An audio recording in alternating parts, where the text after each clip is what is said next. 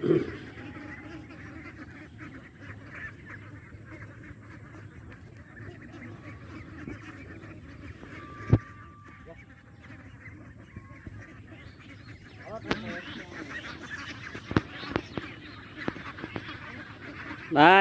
এটা কি জাতের হাঁস?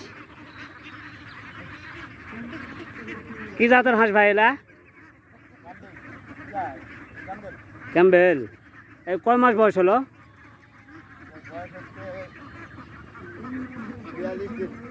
42 দিন। এই হাঁস আপনি 42 দিন থেকে আপনি লালন পালন করেছেন? ও, এটা কতদিন পর এটা ডিম দিবে? এটা তো ডাক্তাররা বলছে আপনি 3 মাস 3 মাসের মধ্যে ডিম দিবে। হ্যাঁ। তো এর আগে কি আপনি এই প্রজেক্ট করেছিলেন? এর আগে অল্প কিছু উঠায় আপনি ওই মানে পরীক্ষামূলক দেখছেন? পরীক্ষামূলক চেষ্টা করছি, মোটামুটি সাকসেসফুল হয়েছি। সাকসেসফুল হওয়ার কারণে এখন মোটামুটি 1000-এর একটা রিস্ক নিচ্ছি। 1000 হাঁসের প্রজেক্ট দিচ্ছেন। এই 1000 হাঁসের মানে প্রজেক্টে আপনার মোটামুটি কেমন মানে ভালো একটা রেজাল্ট আছে? রেজাল্ট বুঝতে পারছেন এখন বর্তমানে? ও, তো আপনি হচ্ছে এই যে হাঁস পালন শুরু করলেন, মানে আপনার এই হাঁস পালনের পিছনে মানে অনুপ্রেরণা কি, মানে কি মানে ইয়ার থেকে করলেন আপনার? আমি জানিছি যে আপনি দেশের বাইরে ছিলেন। দেশের বাইরে ছিলাম, কিন্তু ছোটোর থেকে একটা আশা ছিল যে হাঁস পালন করব। আপনি বিভিন্ন ধরনের আগে ব্যবসার মধ্যে জড়িত ছিলাম, মাছের ব্যবসা জড়িত ছিলাম। বিভিন্ন কারণে তো ধরা খাইছি, বাইরে গেলাম, বাইরে থেকে আসে মোটামুটি এটা উপর হাঁসের প্রজেক্টের উপরে আলিছেন। তো আপনার নামটা কি জানো ভাই? আমার নাম হচ্ছে মোহাম্মদ ওমর ফারুক। বাসা কোথায়? বাসা সোনাপুর, রানী। আমি জানি আপনার বাসা তো কিছু বিভিন্ন উন্নত জাতের হাঁস মুরগি ইয়া করে। তো এটা আপনি মনে করতেছেন যে আপনি 3 মাসের মধ্যে এটা ডিম দিবে? ডিমের হাঁস হবে 3 মাস এর মধ্যে ডিম।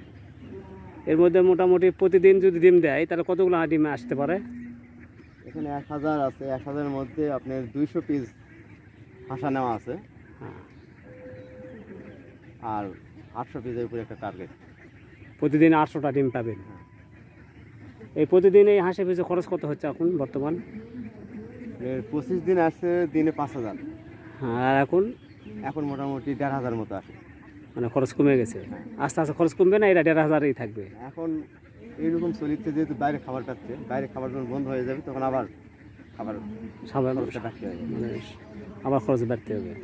যাই হোক, ওই হাঁস থেকে একটা ভালো ধরনের আশা প্রত্যাশা করছেন যে এর আগে আশা আমি সাকসেসফুল হয়েছি।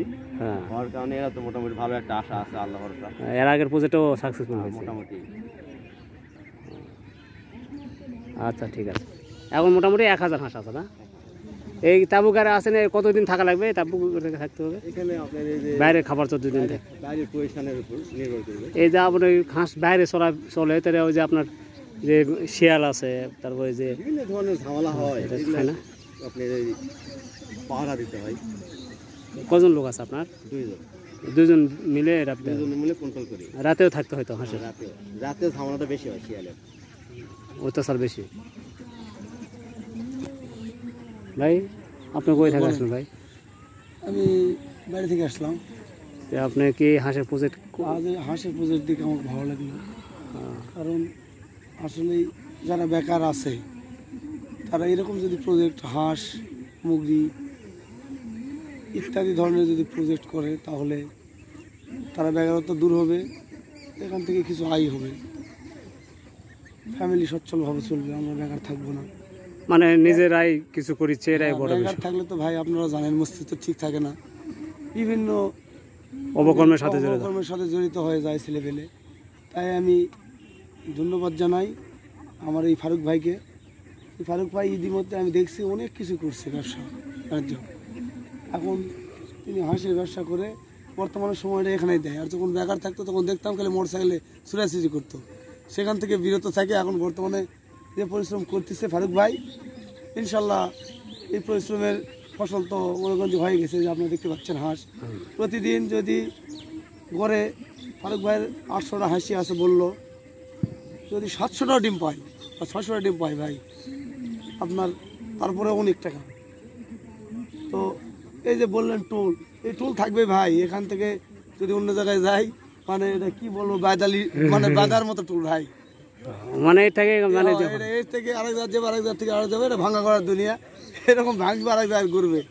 এখন বর্তমানে আছে এখানে, কিছুদিন পর হয়তো বিলেলি যাবে এই আর কি। তো যাই আচ্ছা। হোক, আপনারা আছেন, আপনাদের মাধ্যমে ফারুক ভাই যেন সাহায্য পাই, এখান থেকে অন্য কিছু না, পরামর্শ আসে কীভাবে কী করলে কী হবে, কীভাবে কী, আপনাদের মাধ্যমেই ফারুক ভাইকে একটু পরামর্শ দিবেন, এইটুকু আশা করি। আচ্ছা, ওই পশু হাসপাতাল থেকে আপনার কাছে যোগাযোগ করে হ্যাঁ, পশু হাসপাতালে আপনি মোটামুটি সর্বোচ্চ সহযোগিতা করছে। পাচ্ছেন না? হ্যাঁ, কোনো এনজিওর সহযোগিতা? এনজিও আপনি যে নোয়াটা ঘাস ফুলে মানে সেই রকম একটা প্রথম থেকে আমার হাঁস মোটামুটি এক সপ্তাহের মধ্যে সে নিজে দেখে যায়। তাই আপনার লাঠিয়াল বাহিনীর মতো লাগছে, আপনি লাঠিয়ালে ঘুরেছেন যে। আর বানি বলতে কাজের লোক আজকে ছুটিতে আছে ঈদের সময়, আর নিজে আজকে মাঠের ঘাস খাওয়া যায়, এই মাত্র উঠে নিয়ে আসে। আচ্ছা, ঠিক আছে।